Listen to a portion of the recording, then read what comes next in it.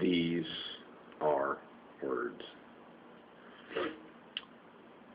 That's it. The funny thing is, anything else I have to say in regards to that topic and that subject merely convolutes the point and creates more distortion for the point and purpose. These are words. KNR 911 sent me some excerpts from Nietzsche's refutations of Descartes' axiom. I found it a very, very enriching read, actually, and I did find it a little amusing. I kind of got the impression that, to a certain extent, although professionally, Nietzsche was kind of being a little tongue-in-cheek with how precise he was within his school of philosophy and defining. You know, I think, therefore I am. Okay, well, first you assume I. What is I? Tell me what that is before you just assume that by saying that it, you know, it thinks. You can't just, you know, and then he goes on to say that the subject cannot prove itself. And within that phrase, within that line, I found a contention.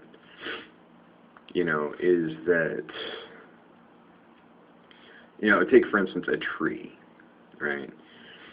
I can describe a tree, and I can give you parameters to what I mean by that word tree, but the thing is, it's not, the flaw isn't that the subject doesn't prove itself.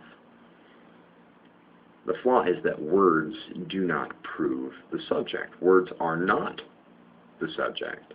You're applying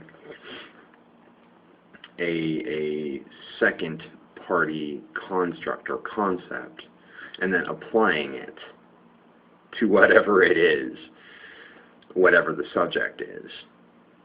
That's the problem. That's the flaw. Like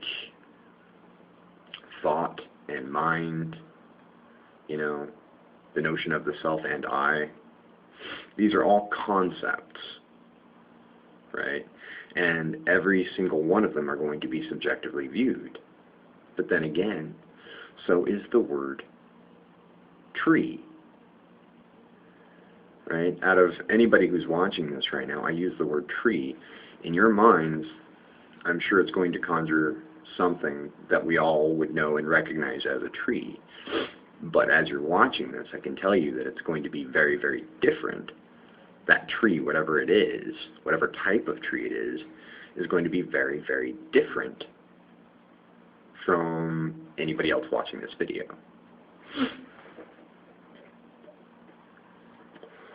Thus, depicting the flaws of trying to use words to describe a subject. The subject inherently proves itself, such as these are words. I bounced this off of a philosophy scholar, somebody who took the school very, very seriously.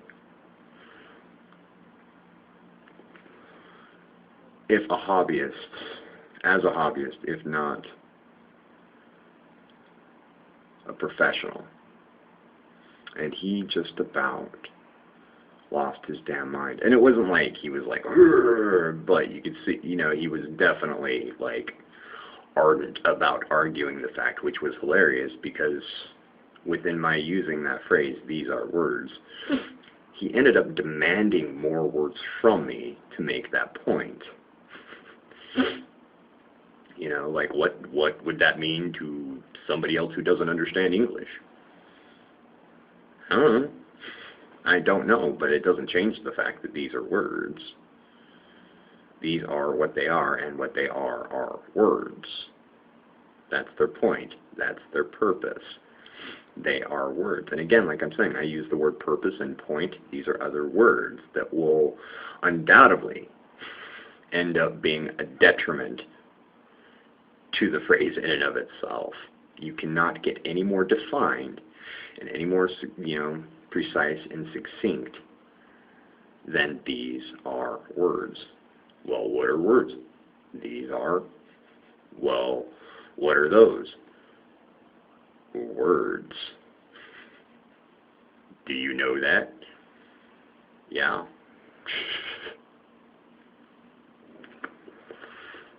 But again, no and yeah, more words that would end up, once you start picking those apart, end up being a detriment to the point and purpose. You know, I could say, twiddle mark, hoobajoo, flabberjack. What are those? Right? Now, in English, you define those as words and nonsensical words, right? But if you had no bearing on what it is I'm trying to tell you, like if you didn't speak English, you're just going to start hearing a bunch of random incoherent sounds, right? Coming from this thing that is making the sounds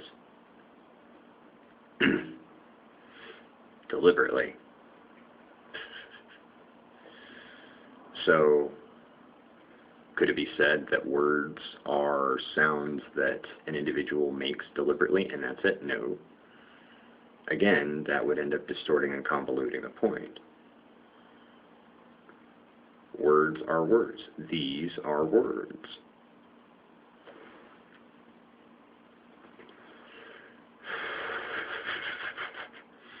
The subject inherently proves itself. Words don't prove the subject, but the subject inherently proves itself. Words being the subject, by their mere presence, are words. Food for thought.